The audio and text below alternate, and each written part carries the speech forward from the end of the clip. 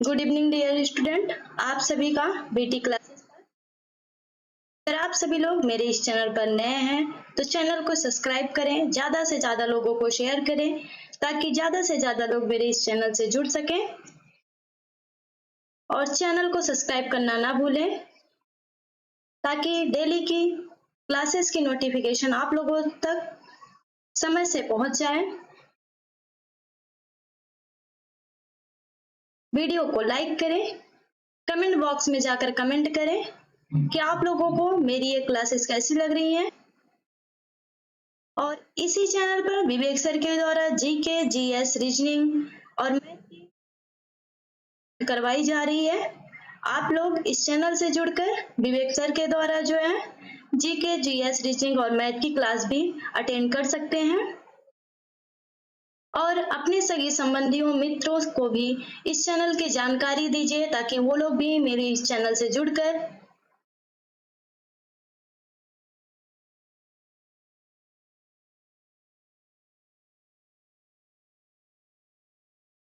इसके पहले आप लोगों को हम बिहार पीसीएस से प्रीवियस ईयर में पूछे गए आंसर पेपर को सॉल्व करवा रहे थे।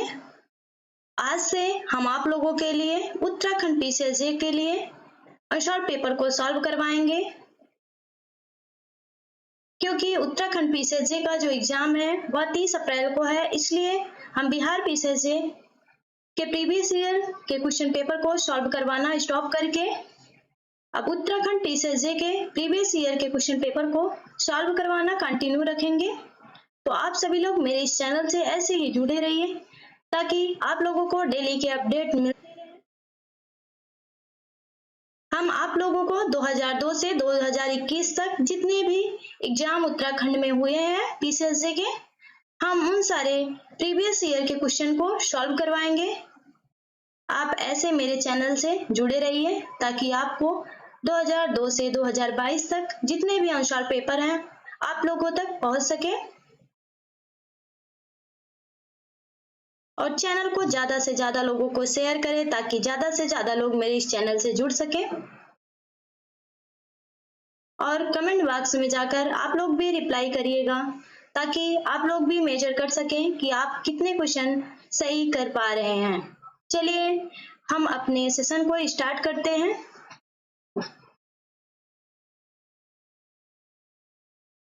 उत्तराखंड पीसीएस 2002 में 200 क्वेश्चन आते थे जिसमें 200 मार्क्स का होता था।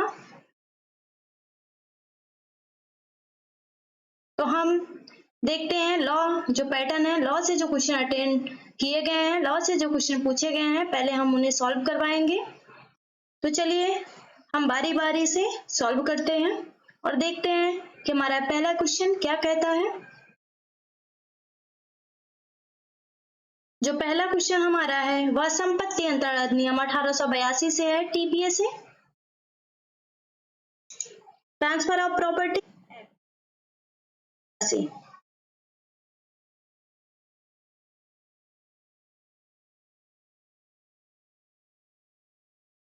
हमारा पहला क्वेश्चन 51।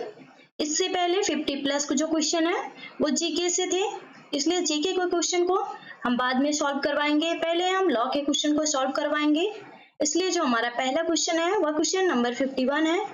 चलिए हम देखते हैं हमारा क्वेश्चन नंबर 51 क्या कहता है। नुकसानी के वाद का अधिकार है। नुकसानी के लिए वाद का अधिकार है। तो नुकसानी के लिए वाद का अधिकार है वह अनिवार्य दावा, हमारा ऑप्शन नंबर बी है वह राइट हो जाएगा।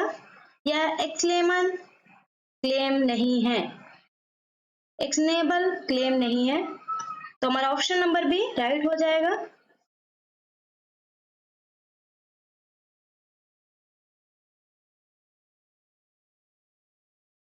चलिए हम नेक्स्ट क्वेश्चन पर आते हैं। हमारा अगला क्वेश्चन क्वेश्चन नंबर 2 और देखते हैं हमारा अगला क्वेश्चन क्वेश्चन नंबर 2 क्या कहता है।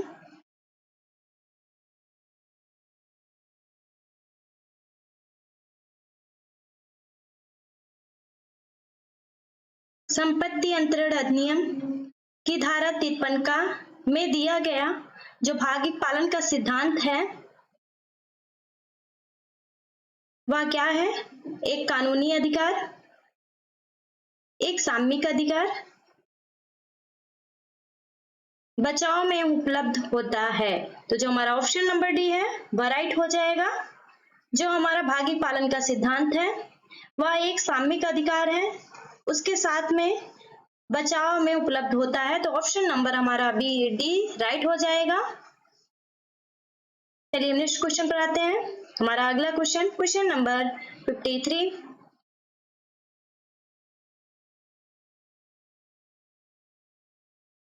कथन है, संपत्ति एक व्यापक शब्द है। संपत्ति एक व्यापक शब्द है और इसमें प्रतिलिप्य अधिकार शामिल है। इसमें क्या है? प्रतिलिप्य अधिकार शामिल है। जो कारण दूसरा है आर, संपत्ति अंतरण अधिनियम पेटेंट सहित सभी प्रकार की संपत्ति पर विचार करता है। सभी प्रकार की संपत्ति पर विचार करता है। तो जो हमारा ऑप्शन नंबर सी है वह राइट हो जाएगा। जो ए है हमारा वह सही है, परंतु जो आर है वह गलत है। तो जो हमारा ऑप्शन नंबर सी है वह राइट हो जाएगा। हमारा अगला क्वेश्चन, क्वेश्चन नंबर 54। निम्नांकित में से कौन सा संयोजन सही सम्मिलित है? निम्नांकित में से कौन सा सम्मिलित है? तो जो हमारा ऑप्शन नंबर ए है वह राइट हो जाएगा। 2, 3 और 4 सही सम्मिलित है। जो हमारा अंतकालीन लाभ है वह अनियोज्य दावा नहीं है। तो ये जो है हमारा रॉन्ग हो जाएगा। और जितने भी दिए गए हैं, तीनों ऑप्शन जो दिए गए हैं, एक मुस्लिम पत्नी का असंदत्त मेहर का जो दावा होता है वह अनियोज्य दावा है। अप्रतिभूत ऋण का भी जो दावा होता है वह अनियोज्य दावा होता है। और माल विक्रय संविदा के अधिनियम लाभ जो होता है वह भी अनियोज्य दावा है। तो जो हमारा ऑप्शन नंबर ए है वह राइट हो जाएगा। हमारा अगला क्वेश्चन, क्वेश्चन नंबर 55। पूर्वबंध का उपचार निम्नलिखित में बंधकों में से किसमें उपलब्ध है? जो पूर्वबंध का अधिकार है उसका जो उपचार है वह किसमें उपलब्ध है? जो हमारा क्वेश्चन नंबर 55 है उसका ऑप्शन नंबर सी राइट हो जाएगा। सशर्त विक्रय द्वारा बंधक, जो सशर्त विक्रय द्वारा बंधक होता है उसमें पूर्वबंध का उपचार उपलब्ध है। हमारा अगला क्वेश्चन, क्वेश्चन नंबर 56।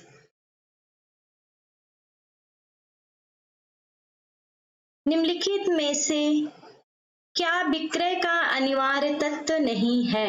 निम्नलिखित में से क्या विक्रय का अनिवार्य तत्व नहीं है? तो जो ऑप्शन नंबर डी है वह राइट हो जाएगा। कीमत का नगद भुगतान वह विक्रय का अनिवार्य तत्व नहीं होता है। तो हमारा ऑप्शन डी राइट हो जाएगा। हमारा अगला क्वेश्चन, क्वेश्चन नंबर 57।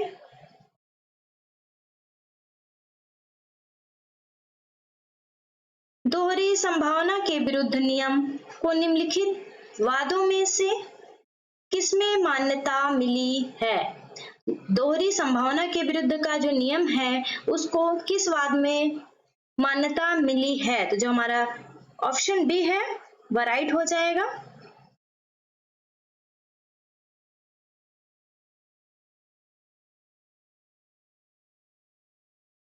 हाइटबी बनाम मिचेल के वाद में जो है मान्यता मिली है। हाइटबी बनाम मिचेल के वाद में जो है दोहरी संभावना के विरुद्ध नियम को मान्यता मिला है। तो ऑप्शन बी हमारा राइट हो जाएगा। हमारा अगला क्वेश्चन, क्वेश्चन नंबर 58।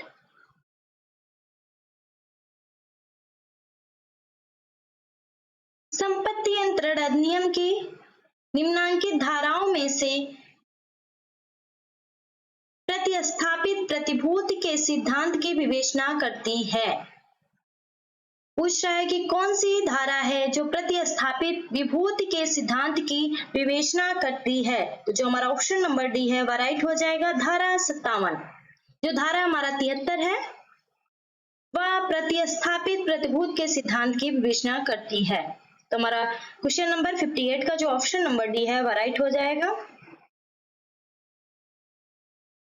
हमारा अगला क्वेश्चन नंबर 59, निम्नांकित में से कौन सा सही उत्तर है? तो जो हमारा ऑप्शन नंबर ए है वह राइट आंसर हो जाएगा। संपत्ति अंतरण अधिनियम 60 पूर्वबंध डिक्री पर भी लागू होती है। आप लोग वीडियो को पॉज करके और ऑप्शन को भी देख लीजिएगा। हमारा अगला क्वेश्चन नंबर 60,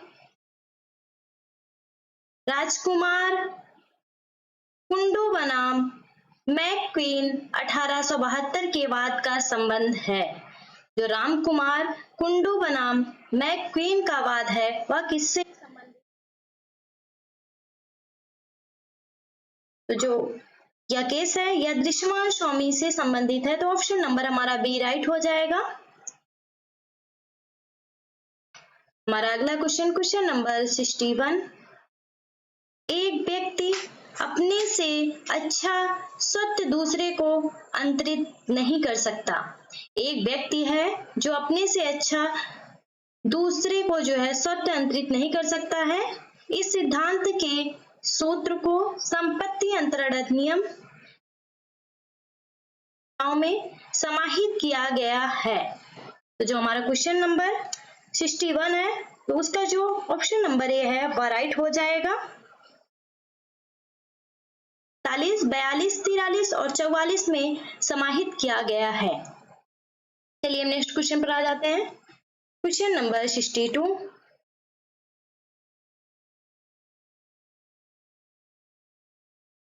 क्रमबंधन का सिद्धांत संपत्ति अंतरण अधिनियम के निम्नांकित में दिया गया है। जो क्रमबंधन का सिद्धांत है वह संपत्ति अंतरण अधिनियम की किन धाराओं में दिया गया है? तो जो धारा 56 है और धारा 81 है उसमें क्रमबंधन का सिद्धांत दिया गया। ऑप्शन नंबर ए हमारा राइट हो जाएगा। चलिए हम नेक्स्ट क्वेश्चन पर आते हैं। हमारा अगला क्वेश्चन नंबर 63,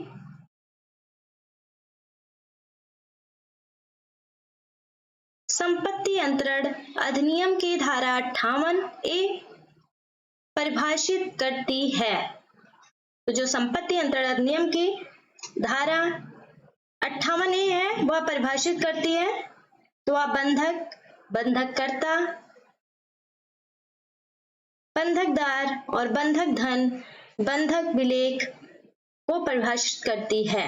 तो जो ऑप्शन नंबर हमारा सी है वह राइट हो जाएगा। अभी तक हमने संपत्ति अंतरण अधिनियम टीपीएस से जो है क्वेश्चन को देखे जो प्रीवियस ईयर 2002 में पूछे गए थे। अब हम हिंदू लॉ से देखते हैं कि क्या क्वेश्चन है। हमारा अगला क्वेश्चन नंबर 64, यह हमारा हिंदू लॉ से क्वेश्चन है। हिंदू दत्तक और भरण पोषण अधिनियम के अधीन माता, हिंदू दत्तक और भरण पोषण अधिनियम के अधीन माता अपने पुत्र के परिवार के साथ रहने की हकदार है। अपने पुत्र के परिवार के साथ रहने की हकदार है। तो जो हमारा ऑप्शन नंबर ए है वह राइट हो जाएगा। हमारा अगला क्वेश्चन नंबर 65,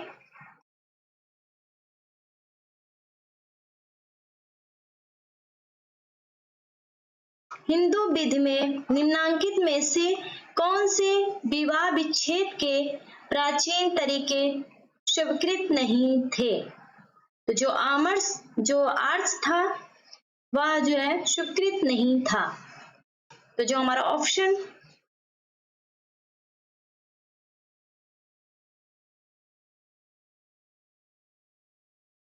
आर्ट्स और प्रजापत्य था वह जो है स्वीकृत नहीं थे। तो जो हमारा ऑप्शन नंबर बी है वह राइट हो जाएगा।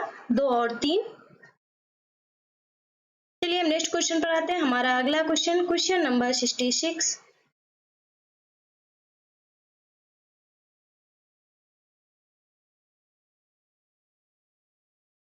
का लड़का 15 वर्ष की लड़की से विवाह करता है। एक 17 वर्ष का लड़का है जो 15 वर्ष की लड़की से विवाह करता है।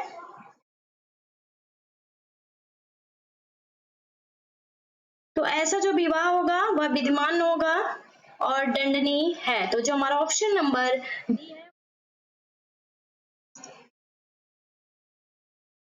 हमारा अगला क्वेश्चन नंबर 67 और देखते हैं हमारा अगला क्वेश्चन नंबर 67 क्या कहता है। आ अपने बड़े भाई की विधवा बा से विवाह करता है। आ जो है अपने बड़े भाई की विधवा बा से विवाह करता है, यह विवाह क्या होगा। यह हमारा क्वेश्चन है कि यह विवाह क्या होगा। तो जो यह विवाह है वह विद्यमान होगा। तो ऑप्शन नंबर ए हमारा राइट हो जाएगा। हमारा अगला क्वेश्चन नंबर 68।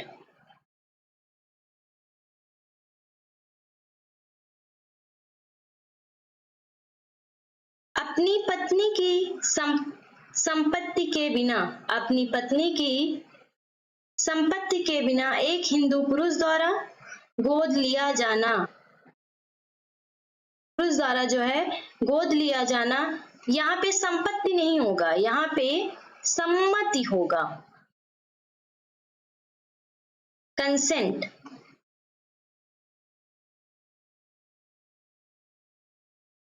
सम्मति होगा या सहमत कह सकते हैं। अपनी पत्नी की कंसेंट के बिना एक हिंदू पुरुष द्वारा गोद लिया जाता है, तो वह जो गोद होगा अविद्यमान होगा।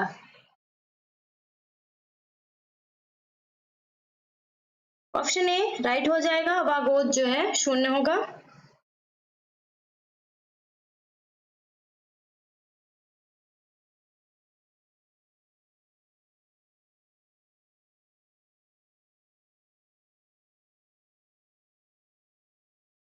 हमारा अगला क्वेश्चन नंबर 69।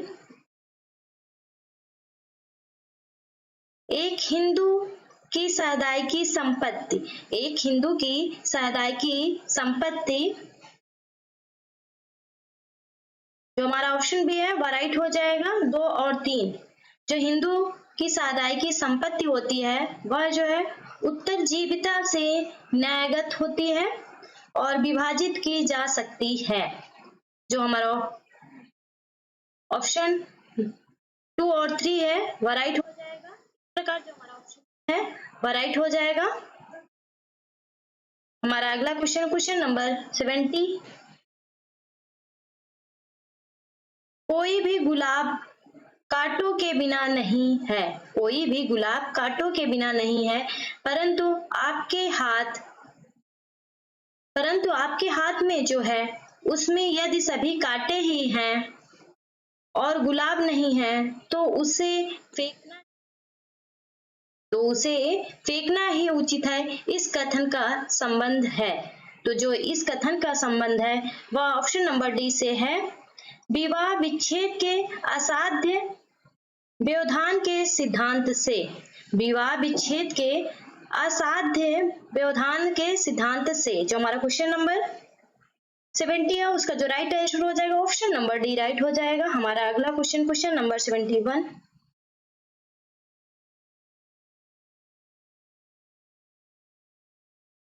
हिंदू दत्तक एवं भरण पोषण अधिनियम 1956 के अंतर्गत एक हिंदू स्त्री पुरुष या पुत्री का दत्तक ग्रहण कर सकती है। हिंदू दत्तक और भरण पोषण अधिनियम जो 1956 का है उसके अंतर्गत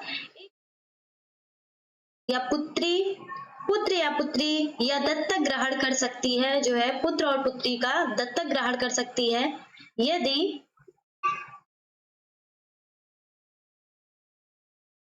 यदि वह विवाहित है, वह अविवाहित है, वह एक विधवा है और उसका कोई पुत्र या पुत्री नहीं है परंतु एक विधवा पुत्रवधू है, वह दत्तक ग्रहण करेगी।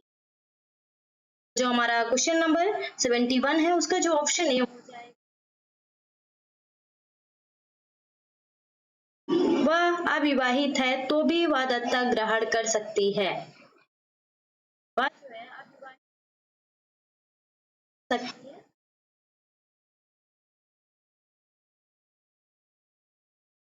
हमारा अगला क्वेश्चन नंबर 72। हिंदू विवाह अधिनियम 1955 में विवाह विच्छेद से संबंधित उपबंध है। हिंदू विवाह अधिनियम 1955 जो है उसमें विवाह विच्छेद से संबंधित उपबंध है। तो जो हमारा ऑप्शन नंबर सी है वह राइट हो जाएगा। 13 में, धारा 13 में विवाह विच्छेद से संबंधित उपबंध किए गए हैं। हमारा ऑप्शन सी राइट हो जाएगा। हमारा अगला क्वेश्चन नंबर 73।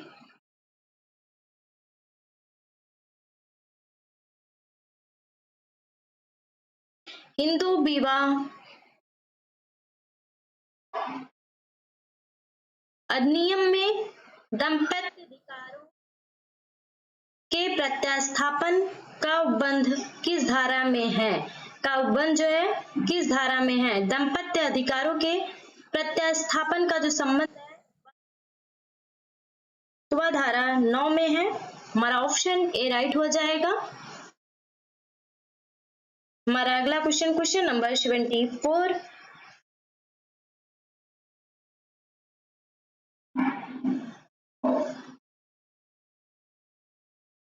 हिंदू विवाह अधिनियम 1955 में प्रयुक्त हिंदू शब्द में निम्नांकित में से कौन सम्मिलित नहीं है?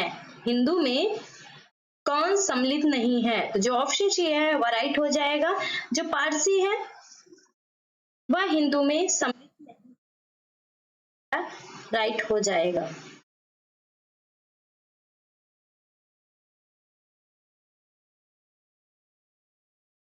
हमारा अगला क्वेश्चन नंबर 75। हिंदू विवाह अधिनियम 1955 के अंतर्गत प्रतिसिद्ध नातेदारी के व्यक्तियों का विवाह, जो प्रतिसिद्ध नातेदारी के व्यक्तियों का जो विवाह होता है वह शून्य होता है। अगर कोई व्यक्ति प्रतिसिद्ध नातेदारी में विवाह करता है तो ऐसा विवाह जो है शून्य होता है, वाइड होता है। तो हमारा ऑप्शन बी राइट हो जाएगा। हमारा अगला क्वेश्चन नंबर 76। हिंदू पति द्वारा जार्म कर्म जो होता है वह जो है, जो हमारा ऑप्शन डी है वह राइट हो जाएगा।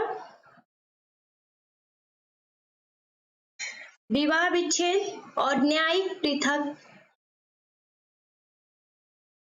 पृथक्करण दोनों का आधार है।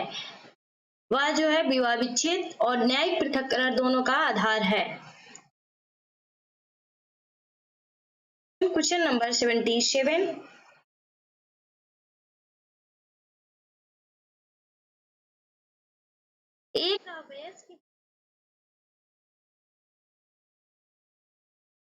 एक अवयस्क हिंदू बालक का जो नैसर्गिक संरक्षक होता है वह माता और पिता दोनों होते हैं। तो जो हमारा ऑप्शन नंबर डी है वह राइट हो जाएगा। चलिए हम नेक्स्ट क्वेश्चन पर आते हैं। हमारा अगला क्वेश्चन नंबर 78।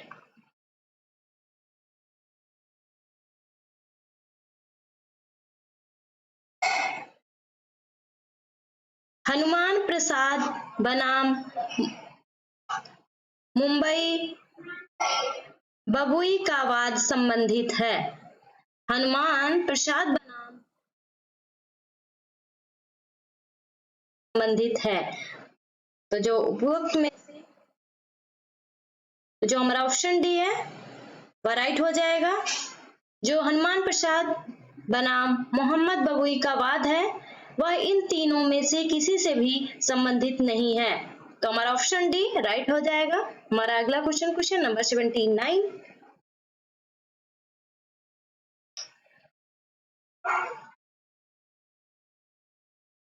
हिंदू विवाह अधिनियम 1955 इस धारा में विवाह की शर्तों का उपबंध है।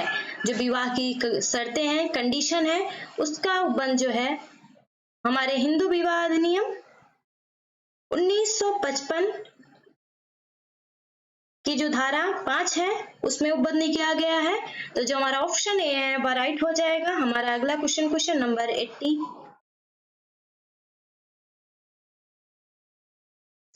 हिंदू उत्तराधिकार अधिनियम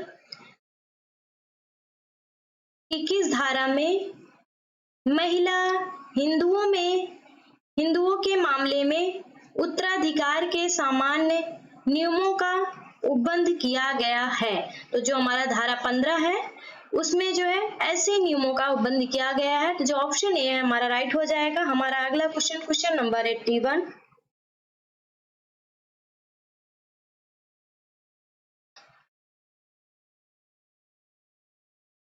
हिंदू विवाह अधिनियम 1955 लागू हुआ। जो हमारा हिंदू विवाह अधिनियम 1955 है वह लागू हुआ 18 मई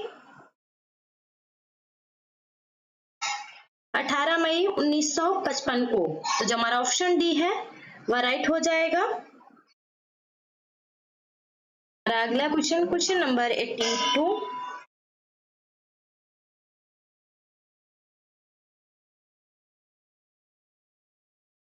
दस्ताने बनाम दस्ताने का वाद जो है वह किससे संबंधित है? तो वह विवाह विच्छेद पर है। जो दस्ताने बनाम दस्ताने का वाद है वह विवाह विच्छेद पर है। तो जो हमारा ऑप्शन बी है वह राइट हो जाएगा। हमारा अगला क्वेश्चन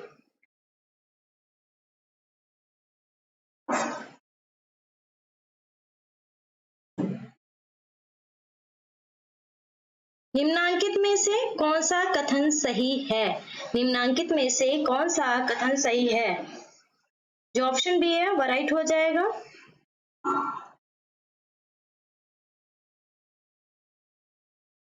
पारस्परिक सहमत से विवाह विच्छेद हिंदू विवाह अधिनियम संशोधन अधिनियम 1976 के द्वारा पुनः स्थापित किया गया। तो जो हमारा ऑप्शन नंबर बी है वह राइट हो जाएगा। हमारा अगला क्वेश्चन नंबर 84।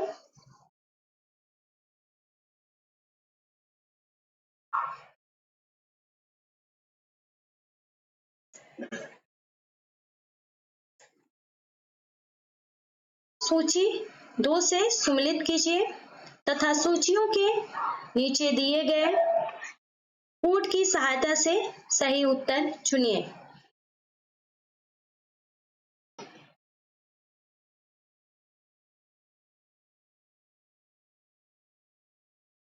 तो हमारा ऑप्शन नंबर ए है 2, 1, 4 और 3।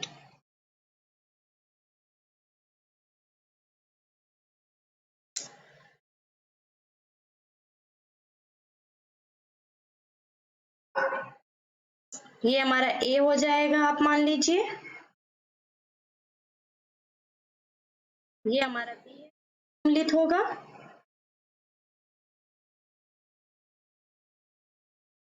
ये हमारा सी है, ये हमारा डी है, ये इससे सम्मिलित होगा। तो जो हमारा ऑप्शन नंबर ए है वह राइट हो जाएगा।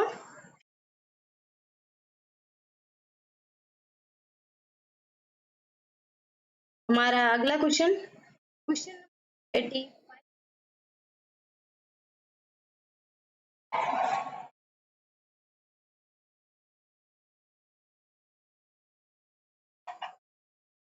कथन है हिंदू विधि में द्विविवाह शून्य है।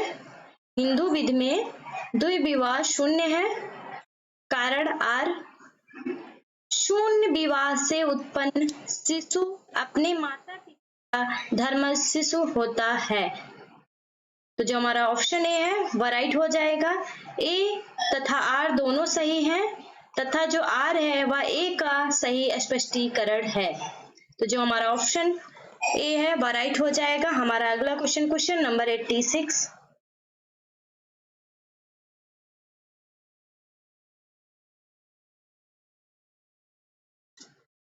अभी हमने इसके पहले जो है हिंदू विधि से क्वेश्चन देखे। अब जो हमारा है वो क्वेश्चन मुस्लिम विधि से है, मुस्लिम लॉ से। हमारा अगला क्वेश्चन नंबर 86। कौन मुस्लिम विधि का प्राथमिक स्रोत नहीं है? कौन मुस्लिम विधि का प्राथमिक स्रोत नहीं है? तो जो शरीयत होता है वह मुस्लिम विधि का प्राथमिक स्रोत नहीं होता है, तो जो हमारा ऑप्शन बी है वह राइट हो जाएगा।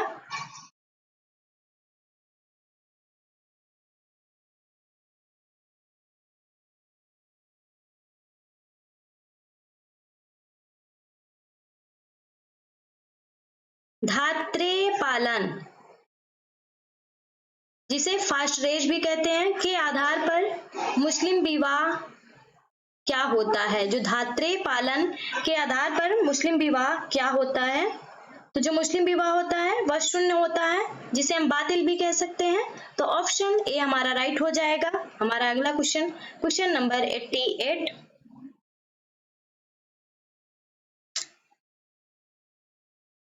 निम्नलिखित कौन मुस्लिम विधि का स्रोत नहीं है? जो निम्नलिखित में से कौन मुस्लिम विधि का स्रोत नहीं है? तो जो हमारा ऑप्शन डी है वह राइट हो जाएगा, उपरोक्त सभी। हमारा अगला क्वेश्चन, क्वेश्चन नंबर 89। एक नाबालिग मुस्लिम लड़की का विधिक संरक्षक है। एक नाबालिग मुस्लिम लड़की का जो है विधिक संरक्षक है, तो वह माता होगी। तो जो ऑप्शन हमारा सी राइट हो जाएगा। हमारा अगला क्वेश्चन, क्वेश्चन नंबर 90।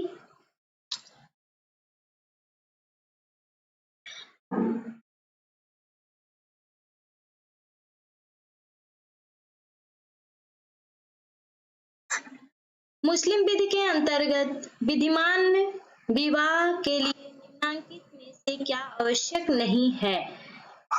मुस्लिम विधि में जो है विधिमान विवाह के लिए जो है क्या आवश्यक नहीं है? धात्रेय संबंध जो है वह आवश्यक नहीं है, तो जो हमारा ऑप्शन सी है वह राइट हो जाएगा। हमारा अगला क्वेश्चन, क्वेश्चन नंबर 91।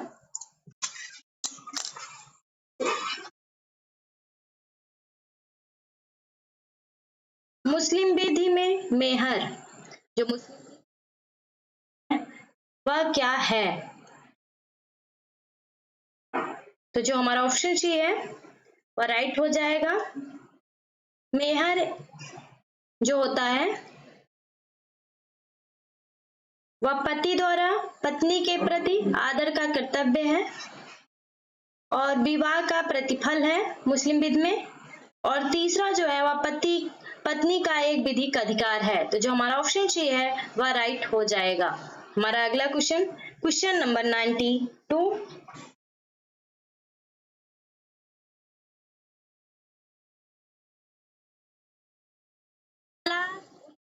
है जो तलाक उल बिद्दत है वह क्या है?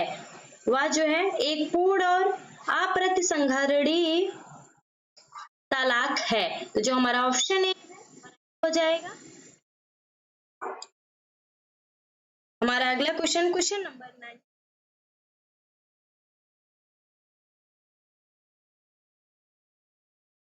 भारत में पारिवारिक संबंधों में लागू होने वाला कानून है।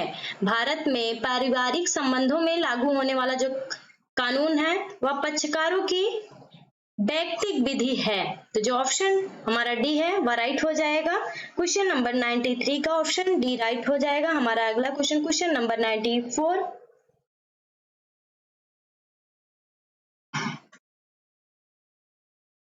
भारत में संविधान के अंतर्गत पारिवारिक विधि के सभी पहलू आते हैं। भारत में संविधान के अंतर्गत पारिवारिक विधि के सभी पहलू आते हैं, तो वह जो है समवर्ती सूची में आते हैं, तो जो ऑप्शन हमारा सी है वह राइट हो जाएगा। हमारा अगला क्वेश्चन, क्वेश्चन नंबर 95।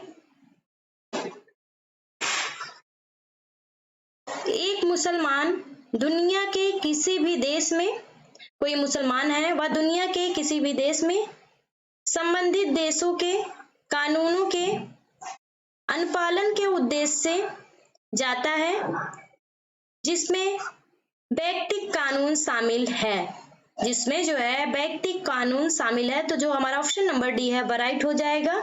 हमारा अगला क्वेश्चन, क्वेश्चन नंबर 96।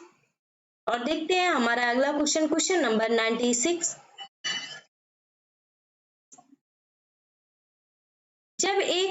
मुस्लिम पुरुष और एक मुस्लिम महिला विशेष विवाह अधिनियम 1954 के अंतर्गत अपने विवाह की संविदा करते हैं।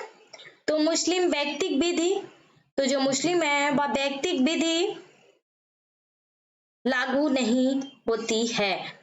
तो जो हमारा ऑप्शन बी है वह राइट हो जाएगा। हमारा अगला क्वेश्चन नंबर 97।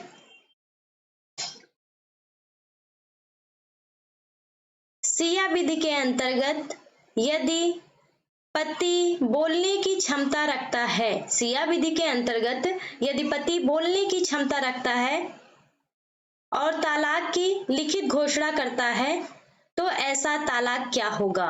अगर वह तालाक की जो है लिखित घोषणा करता है तो ऐसा तालाक क्या होगा? तो ऐसा तालाक शून्य होगा। तो जो ऑप्शन सी हमारा राइट हो जाएगा। हमारा अगला क्वेश्चन नंबर 98।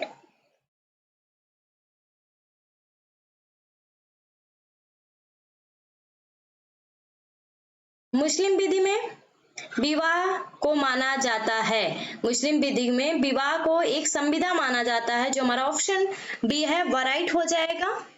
हमारा अगला क्वेश्चन नंबर 99।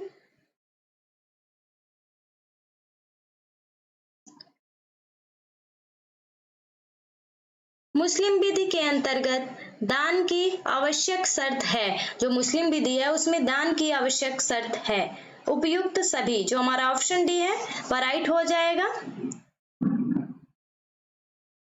दानकर्ता द्वारा दान की घोषणा, दान गृहीता द्वारा दान की घोषणा और दान की गई संपत्ति के कब्जे का परिधान। तो जो हमारा ऑप्शन डी है वह राइट हो जाएगा। हमारा अगला क्वेश्चन और हमारा लास्ट क्वेश्चन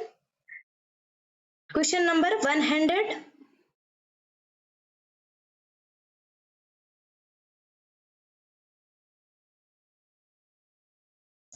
वक्फ किया जाता है, जो वक्फ होता है वह किया जाता है तो केवल मुस्लिम द्वारा, केवल हिंदू द्वारा, हिंदू और मुसलमानों दोनों के द्वारा, ना तो हिंदू द्वारा और ना ही मुसलमान द्वारा। तो जो हमारा क्वेश्चन नंबर 100 है उसका जो ऑप्शन सी है वह राइट हो जाएगा। हिंदू और मुसलमान दोनों के द्वारा वक्फ किया जाता है। तो जो हमारा ऑप्शन सी है वह राइट हो जाएगा।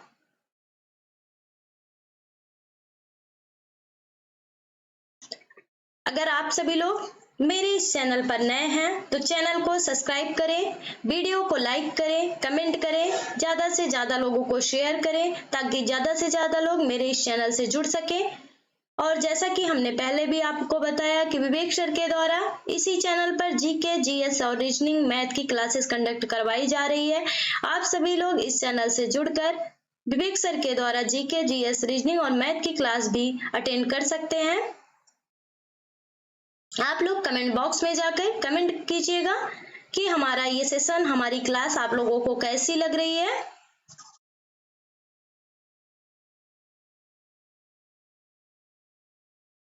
आज का सेशन हमारा यहीं समाप्त होता है।